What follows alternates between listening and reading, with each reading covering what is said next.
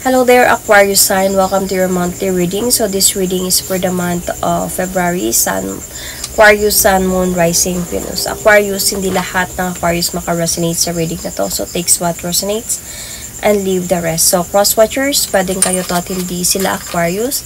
So put yourself in a situation kung saan kayo naka-resonate, okay? So Aquarius, if hindi kayo naka-resonate sa reading na to, please to check your other placements, your Sun, your Moon, your Venus sign, dahil pwedeng doon kayo maka-resonate at hindi dito, especially your moon sign. So Aquarius, love reading for the month of February. Titignan muna natin what is happening right now sa relationship ninyo, Aquarius, with the Oracle card, Island Time Wellness Oracle card. Girl talk. Time with friends, moving on. So, happily single, living like a moment, having fun as a single person. So, tignan natin. Another oracle card, Aquarius, Sun, Moon, Rising, Venus. Titignan natin kung lost, ghosted, block. So, cut off. So, this person might ghosted you, LDR, and now you are trying to move on or moving on. You are just having fun. So, bahala ka na nga. Wala na akong balita sa'yo. So, nag-move on ka. So, ano kayang gustong sabihin sa'yo ng person mo na nang-ghost sa'yo ngayon?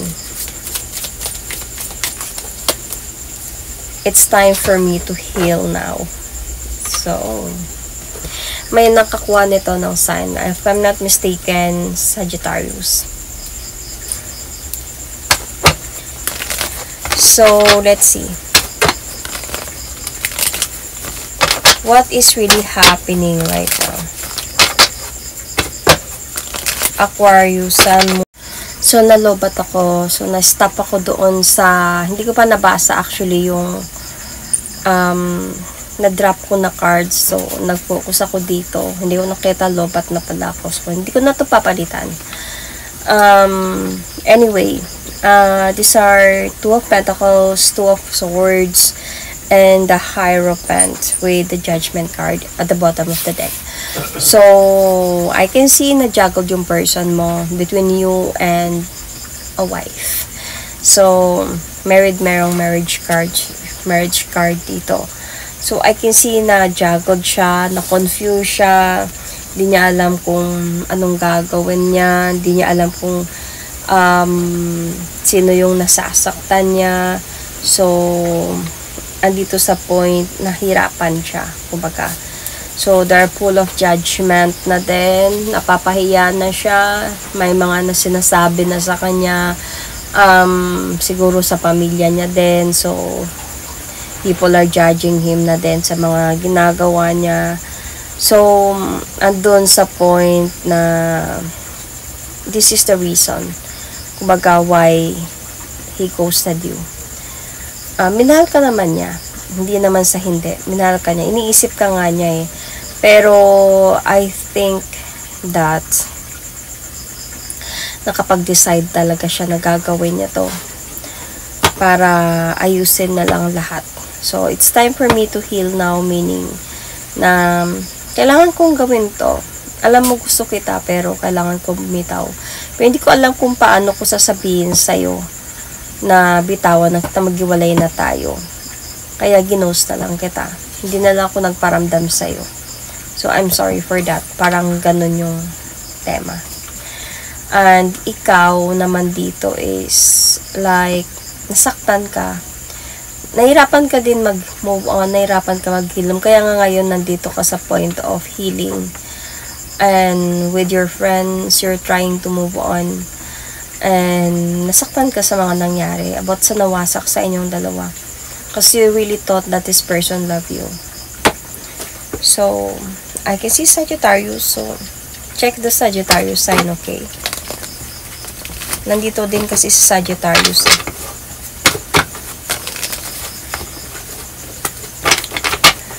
I can see Taurus as well. So, anyway,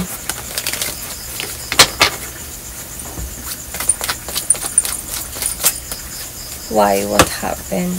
Let's see more. It's time for me to heal now. Why?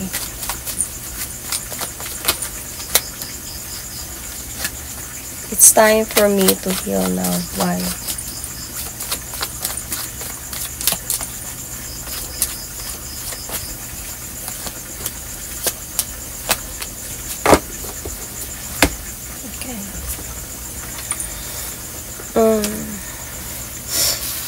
Nahirapan siya. Sobrang nabigatan siya sa mga nangyari. So, this person, hindi ko alam kung may problem din sa inyo, tapos dito sa kabila. Pero, feeling ko kasi dito is, tinago niya to sa'yo. Tinago niya to sa'yo, hindi niya to sinabi sa'yo. Kaya nga, ginose ka na lang niya kasi hindi niya alam kung anong sasabihin sa'yo, paano niya sasabihin sa'yo. So, this person did really take the leap of faith. Bahala na kung anong mangyari, bahala na kung sasabihin mo. Kasi may humahad lang mahirap kung ito yung mag-react. So, parang ginos ka na lang niya. Pero nalungkot talaga siya sa nagawa niya sa'yo. Kumbaga nakonsensya siya sa nagawa niya sa'yo, pag-alis na hindi man lang siya nagpaalam. Pero kailangan niyang gawin to kasi kailangan niyang ayusin yung sa kanila.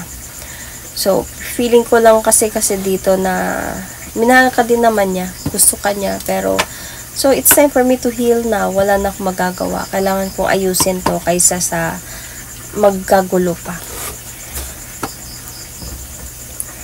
So, ikaw naman inosente ka, I think, sa mga nangyari. Na, kasi tinago niya sa'yo to. So, inosente ka sa mga nangyari, ginose ka na lang niya, bigla. So, ano ba yung naramdaman sa'yo ng person mo? Ano yung nararamdaman sa'yo ng person mo?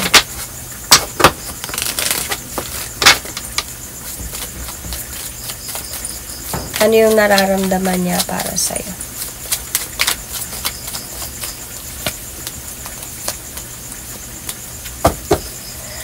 Nasaktan din siya para sa'yo. Yung betrayals niya sa'yo, dito niya na-realize na nasaktan din siya. Alam niyang mahal mo siya Alam niyang ikaw seryoso ka talaga while he or she is just playing. No, yung una, yun talaga yung tension niya. Yung, just making love with you lang. Parang ganun. Last lang talaga. Yun lang yung intention niya. Attracted siya sa'yo. Gusto niya may mangyari sa inyo.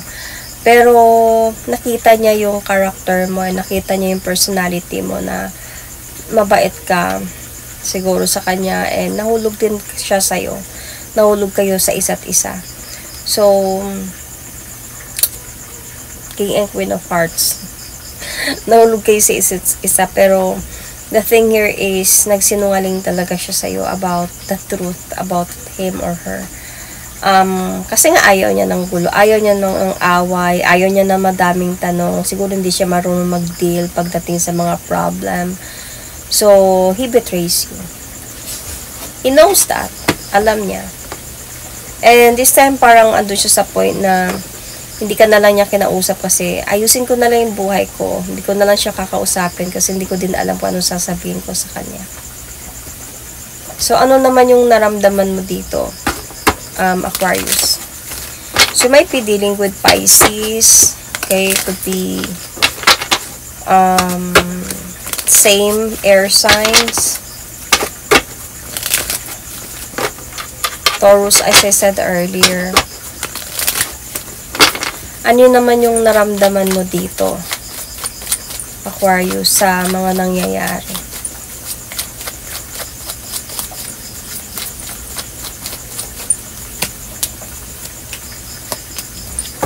You feel empty. Yung loss nandito. You felt lost and empty sa oracle card and dito. So, cold as well. And, naisip mo din yun na baka meron nga talaga siyang responsibility sa buhay.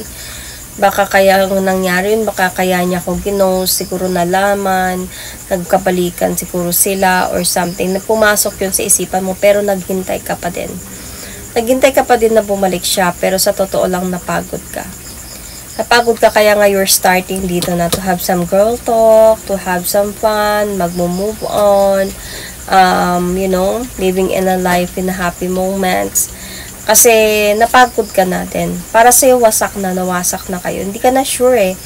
Yun yung feeling mo, hindi ka na sure kung mag-effort pa ba siya bumalik sa'yo or baka nag-move forward na siya towards someone else or baka may pamilya siya. Yun naisip mo din yun, naramdaman mo din yun.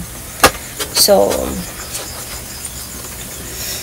nasaktan ka, nahirapan ka din mag-move on until sana ngayon dahan-dahan mo na siya natatanggap. So ano kayang pwede mangyari this month of February kay Aquarius, Sun, Moon, Rising, Venus? Ano kaya yung mangyayari this month of February or in the near future for Aquarius, Sun, Moon, Rising, Venus? Talking. So, interested, conversing more,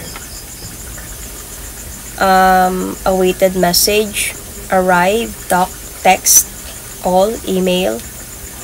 So, let's see. Might be this person, nagparamdam na naman siya sa'yo. Ulit. Talking kasi tayo. So, tignan natin.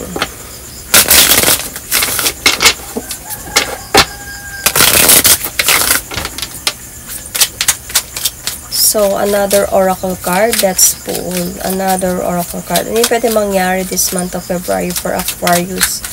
Love reading. Sun, Moon, Rising, Venus. Nightlife. Gamble, take a risk, Vegas. Meaning, okay. I get it. So, one oracle card. So, nahulog.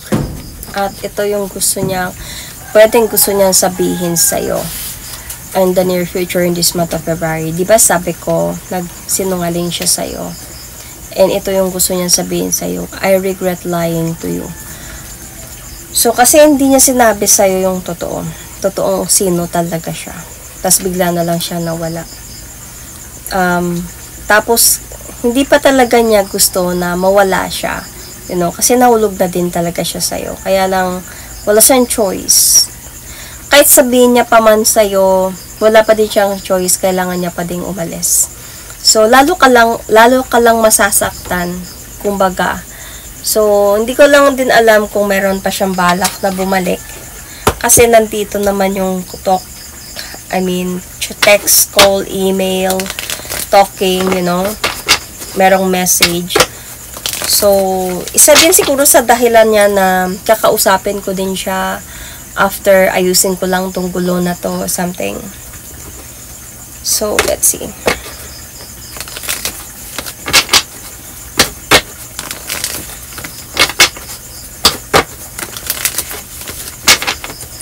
Ano yung pwede mangyari this month of February for Aquarius, Sun, Moon, Rising, Venus?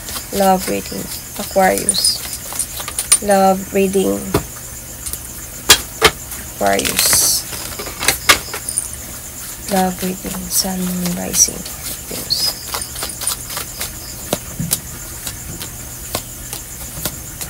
So, this February, makikipag-usap pa talaga siya sa'yo balik. So, kumbaga, babalik pa siya, siguro to explain to you sa mga nangyari. Pero, alam mo yung mararamdaman mo ngayon? Yung mararamdaman mo dito, this February or in the near future is, pinaglaruan mo lang ako. Yun yung feeling mo. Siguro yun din yung sasabihin mo sa kanya na, pinaglaruan mo lang ako. So, nagsinungaling ka sa akin, pinaglaruan mo ko or something. I can see also here na the cycle will really going to end for the both of you. Mawawasak talaga kayo nito even this near future or this February. Lalabo yung sitwasyon na magkabalikan kayong dalawa. lobat na talaga ako. Feeling ko dito is, I mean, hindi ko alam kung saan ako nag-stop, but sabi ko, malabo na yung pagbabalikan ninyong dalawa. Kahit pa mag-offer siya sa'yo ng love, kahit pa sasabihin niya sa'yo, mahal kita, kaya lang ganito, kaya lang ganyan. Yung mararamdaman mo kasi dito, Aquarius, is pinaglaruan ka ng person na to. So, kumbaga, dun ka na magpo-focus na yun yung ginawa niya sa akin, yun yung intention niya sa akin. So, kahit mag-o-offer pa siya sa'yo ng pagpapalikan, at mag-e-effort pa siya sa'yo, feeling ko magpapatuloy ka talaga dito ng pag-move on. Siguro hindi madali. Siguro na ano ka din, na-trap ka din into your feelings towards this person, kung itong pagbabalik niya ba is totoo na ba or hindi. Pero wala parang feeling ko pa rin dito may end yung cycle ninyong dalawa dito, because you was so going to feel na lulukuhin ka pa din niya ulit. So, hindi ko lang alam kung inamin niya sa'yo kaya merong I regret lying to you, or iba yung naging reason niya or something. Basta na nagsisi siya na niloko ka niya, ng pinagsanungalingan ka niya.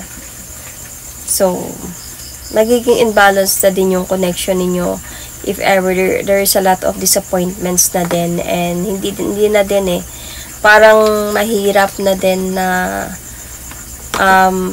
sabihin natin na mabuo ulit, or sabihin natin na magkaayos ulit. Lalo na ngayon na alam mo na, hindi ka na inosente, alam mo na yung mga nangyari. Alam mo na yung baga, siguro namin niya na din sa'yo. I can see here Capricorn, Virgo, Taurus, Cancer, Scorpio, Pisces, Libra, Gemini, Aquarius. So, Aquarius, iba kasi din si Aquarius Pag si Aquarius na kasi nandito ka na sa point of, you are enjoying yourself na din, Aquarius. So, iniiwasan mo na din to mga taong ganito. Iniiwasan mo na siya.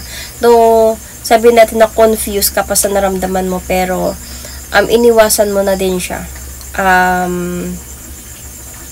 Pag once kasi sa Aquarius yung umiwas na, matigas na din sila. Mahirap na silang balikan. Matigas na sila.